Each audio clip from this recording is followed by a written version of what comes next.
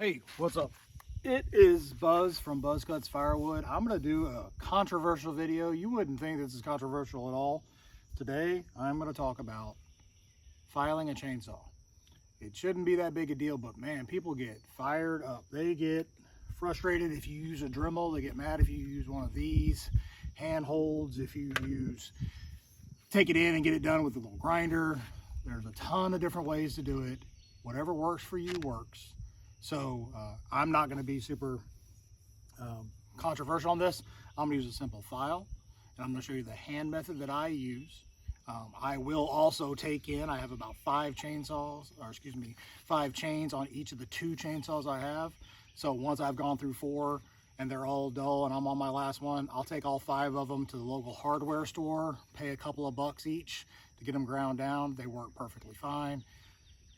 Sure, if you're in the woods, if you're out felling trees, if you're in Oregon cutting tall timbers, you got to be able to do it in the bush, out in the woods. I got it. So we're going to show you my method, what I use when I'm out here and I just need to put a quick edge on some of the teeth to try to keep going. I do not have a rule of thumb. Some people will say you have to sharpen your chainsaw every other tank of gas. I go when I feel like I'm not getting a good bite, when the chips are coming out more like powder, or if the saw's just not digging in, then I know it's probably time. You can tell by looking. My stuff stays a little bit dirty because I keep it out here. It's covered from the elements, but it is get a little bit of moisture and some of the other dirt and muck out here. So I don't take it in an air compressor clean every time. So I can't look exactly at the tooth and tell whether it's got that good edge or not. So there's a million different people that are gonna tell me I'm doing it wrong. That's fine. Just try to keep your chainsaw sharp because it'll help you. It'll cut faster. It'll be more efficient and make the entire process much more enjoyable. If you try to cut with a dull chain, I tell you, it's one of the most frustrating things ever, how long it takes, how irritating it is, and you end up getting frustrated and you might do something dangerous. And this is probably best to take to the experts if you don't know how to do it. But today I'm going to show you simply how I do it. So let's get set up and I'll talk you through the process. All right, so we're going to show you the process. One of the first things you need is an area to work. If you've got a workshop with a vise, that works really well. I do not have a workshop that is nearby, and I don't want to walk all the way across things, so I'm going to show you something that I got from, I think, Amazon, $8.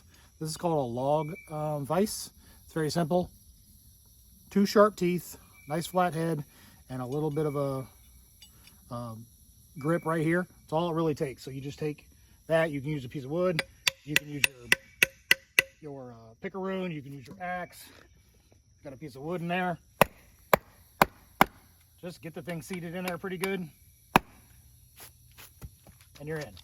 All you need to do is make sure that when you're doing your chainsaw, you're not trying to sharpen. It's a lot of back and forth motion. And if you don't hold that bar still, you're never going to get a good bite on the tooth because the chainsaw is going to move. So simply take your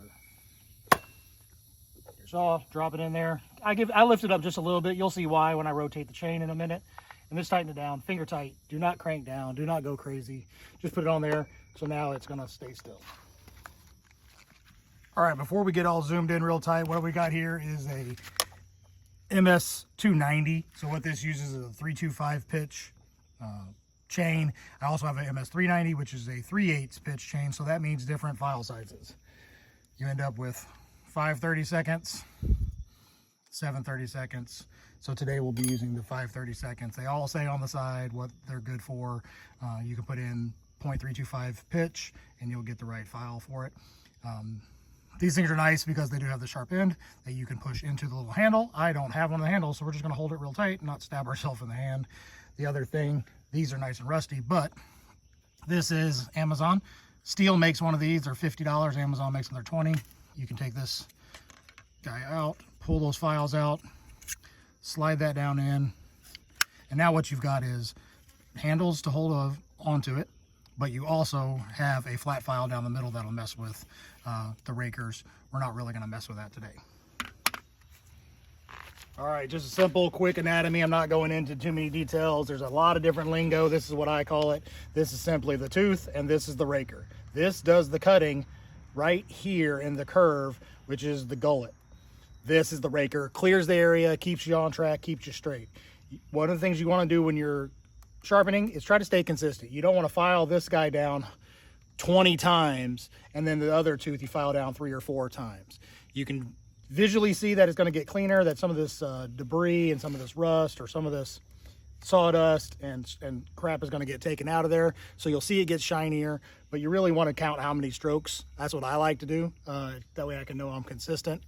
The idea is you always go from the outside in. That is my path. On these teeth, it's outside in. You do not go back and forth. Going back and forth will not give you a good sharp edge. I say outside in. What I should have said is you always go in one direction, the same direction. Go from the middle and work your way out. So the middle of the chain, not the middle of the chainsaw. So the middle of your bar, work from the middle toward the outside. There's an angle on each one of these. As you see, this one is that way, and then this tooth is opposite. Sometimes you'll get to a chain and they'll have 2 in the exact same direction, just where the chain is spliced. That's okay.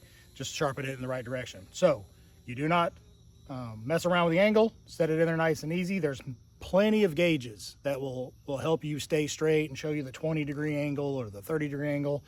Just set the file in there and follow the gullet.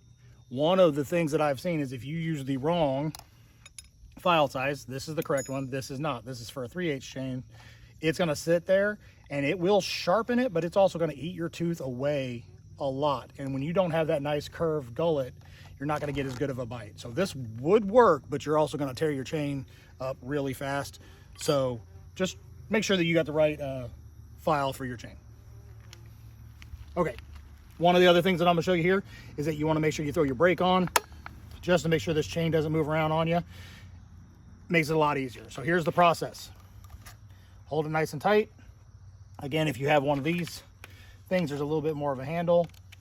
You got to find out which way is the file and then the raker. That flat file gets the raker every time, and you drag away. But this is rusted and old. I need to change those out, but I got a new one, so let's do it by hand. Simply pull. I push that way and a little bit down. So I'm going to do 5 times. That's 1. There's 2, 3, 4, 5. I get a little bit of a roll in my fingers when I'm doing it. And as you can see, it's already taking it down a little bit. That looks pretty good. Let's do 6 and 7. So now I'm on 7 for everything. Okay, next thing I do, I stay going the same direction the whole time. I'll change the camera angle so you can see what I'm doing. But I stay going left to right, left to right, left to right, left to right, and then I will go right to left. You can easily do this if you want and adjust every time. I don't like doing that. I just like to kind of have that rhythm. So what I'll do is do this one. Did that one already 7 times.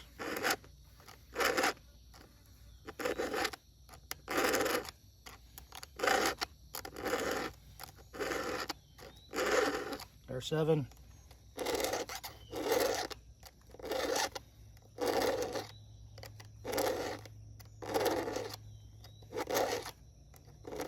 There's 7. Now, what I'm doing is I'm pushing this way, then I'm pulling slightly away, back, and dragging again.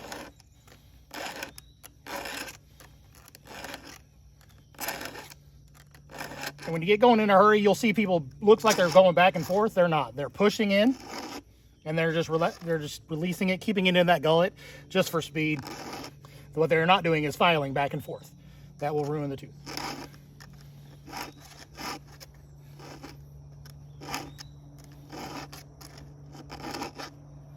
Go.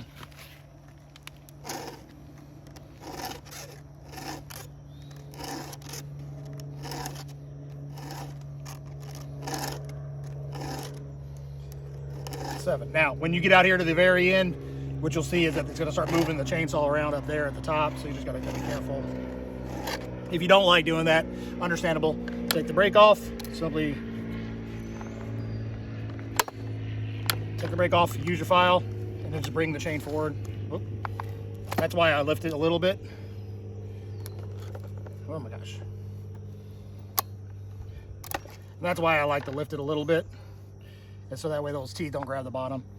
Bring it forward, and then you can just move your chain. Easy way to tell that you're done. It's a different color. Some people will mark it with a marker. For me, Once I know I've taken all that soot and grossness out of there, I know I'm on to the next one. Lock it back and keep going.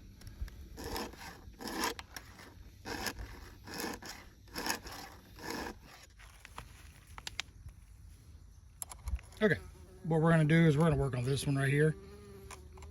You're going to set this right here in the gullet.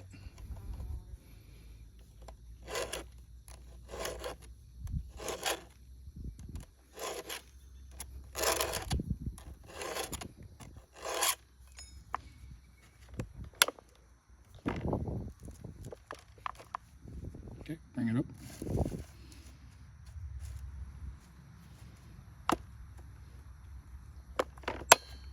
Not the most efficient when you're trying to do this for YouTube, but see how dirty this one is? We're just going to take all that out.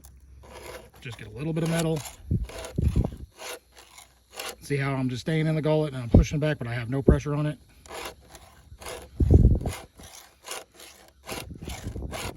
Slight roll in the file, keeping it clean, as you can tell. Nice little sharp edge. You can feel it just by rubbing your finger on it.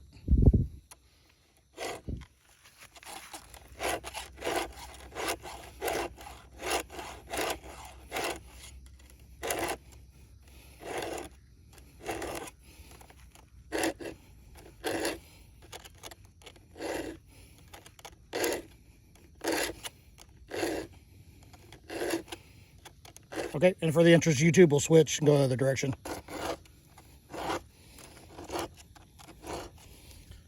Sharp edge on that side, so I'm going to switch it because I don't have the handle.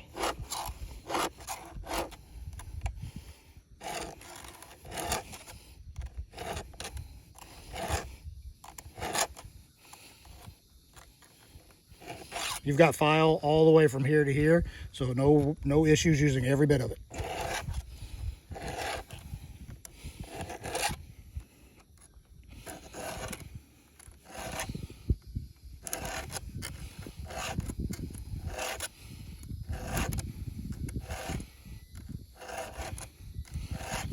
One of the reasons I keep track is so that way I don't have a uneven cutting.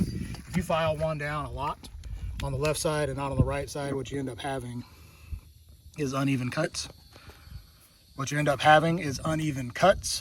And you can actually curve your cuts. So here's a tooth, nice and sharp, compared to one that will rip and maybe make some powdery cuts, but it's not going to do real good. Okay, we're going to get this finished filed up and then we'll be ready to cut. So, all right, so that's about it for the day. Just keep your saws sharp. I think they're safer. It's just like a knife. If you're cutting with a dull knife, you're going to end up doing something dangerous because you're trying to get through, you're forcing it. If you keep your saws sharp, they tend to cut easier, faster. You don't get as tired. You don't make as many mental mistakes. So get a simple file. They're super cheap. If you have a ton of saw chains that need to be done, take them hardware store. They're probably going to do it for $4 if you take them off the saw. If you leave them on the saw, they're going to take it off themselves and probably charge you maybe $6 or $7 or $8. But at the end of the day, keeping them sharp will make them last longer. You get more money out of that saw, and you don't have to go buy a new chain. Those chains are $28, $25 now. If you get a good one, you can get 3 packs on Amazon for $20. They're not going to last near as long, but keep them safe, keep them sharp. And if you guys haven't liked and subscribed, please do so. It definitely helps the channel. So let's get back to filing. Bye.